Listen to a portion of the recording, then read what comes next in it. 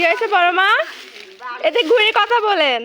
বাড়ি নেই, দেন নেই, ঘর নেই, লোকের বাড়ি বাড়ি রাজি খাই, কষ্ট করে ঝাঁট দিচ্ছি, গরিব মানুষ। হ্যাঁ দেখছি তো।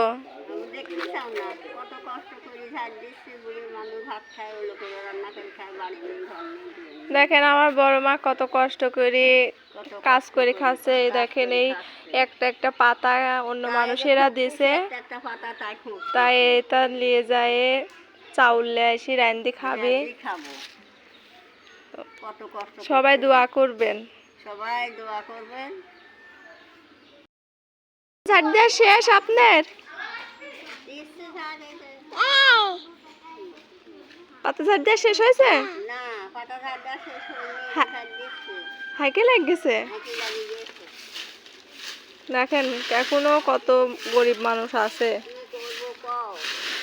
এত হাঁটু পাইনি, এত ভাত পাইনি, এত কিছু পাইনি, তেল পাইনি, কত কষ্ট করে টাকা করেছি না।